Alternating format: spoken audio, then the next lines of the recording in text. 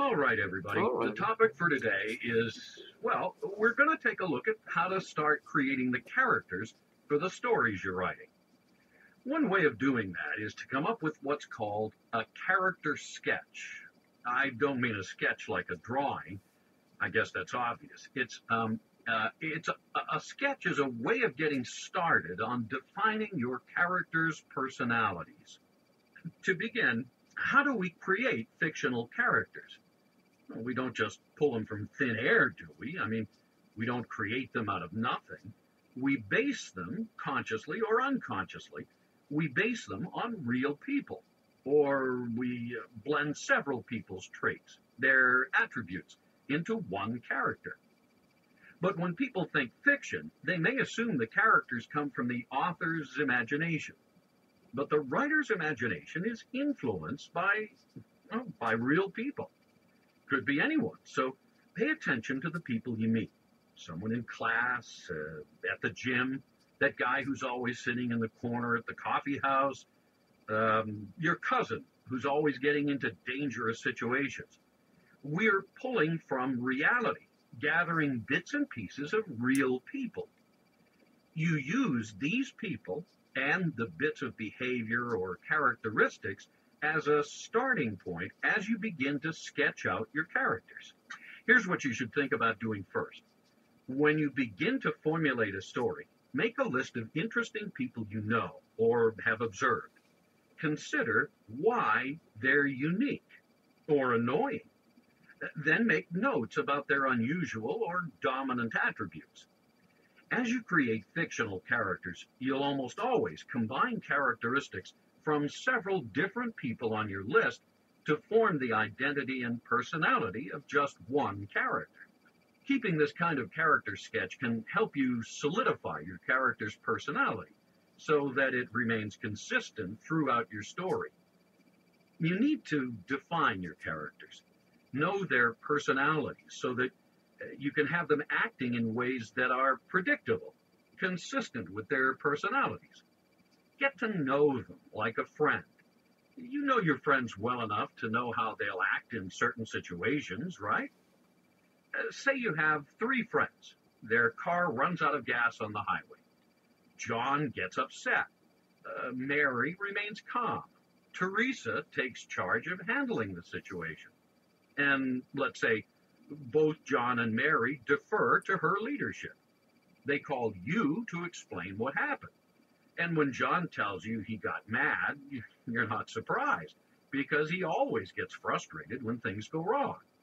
And then he tells you how Teresa took charge, calmed him down, assigned tasks for each person, and got them on their way. Again, you're not surprised. It's exactly what you'd expect. Well, you need to know your characters like you know your friends. If you know a lot about a person's character, it's easy to predict how they'll behave. So if your character's personalities are well defined, it'll be easy for you as the writer to portray them realistically, believably, in any given situation. While writing character sketches, do think about details. Ask yourself questions, even if you don't use the details in your story. What does each character like to eat? What setting does each prefer? The mountains, the city. What about educational background? Their reactions to success or defeat? Write it all down. But here, I need to warn you about a possible pitfall. Don't make your character into a stereotype. Remember, the reader needs to know how your character is different from other people who might fall in the same category. Maybe your character loves the mountains and has lived in a remote area for years. To make sure he's not a stereotype, ask yourself how he sees life differently from other people who live in that kind of setting. Be careful not to make him into the cliche of the rugged mountain dweller. Okay, now I'll throw out a little terminology. It's easy stuff. Major characters are sometimes called round characters. Minor characters are sometimes called, well, just the opposite, flat. A round character is fully developed. The flat character isn't. Character development is fairly limited. The flat character tends to serve mainly as a motivating factor. For instance, you introduce a flat character who has experienced some sort of defeat. And then your main character, who loves success and loves to show off, comes and boasts about succeeding and jokes about the flat character's defeat in front of others, humiliates the other guy. The flat character is introduced solely for the purpose of allowing the round character to show off. We're really just now. All right, everybody. The topic for today is, well, we're going to take a look at how to start creating the characters for the stories you're writing. One way of doing that is to come up with what's called a character sketch. I don't mean a sketch like a drawing. I guess that's obvious. A sketch is a way of getting started on defining your character's personalities. To begin, how do we create fictional characters? We don't just pull them from thin air, do we? I mean, we don't create them out of nothing. We base them, consciously or unconsciously. We base them on real people. Or we blend several people's traits, their attributes, into one character. But when people think fiction, they may assume the characters come from the author's imagination. But the writer's imagination is influenced by real people. Could be anyone. So pay attention to the people you meet. Someone in class, at the gym, that guy who's always sitting in the corner at the coffee house, your cousin who's always getting into dangerous situations. We're pulling from reality, gathering bits and pieces of real people. You use these people and the bits of behavior or characteristics as a starting point as you begin to sketch out your characters. Here's what you should think about doing first. When you begin to formulate a story, make a list of interesting people you know or have observed. Consider why they're unique or annoying.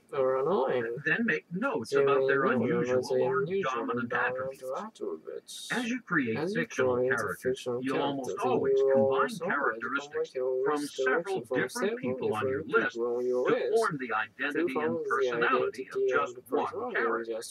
Keeping this kind of character sketch can help you solidify your character's personality so that it remains consistent throughout your story. You need to define your characters, know their personalities, so that you can have them acting in ways that are predictable, consistent with their personalities.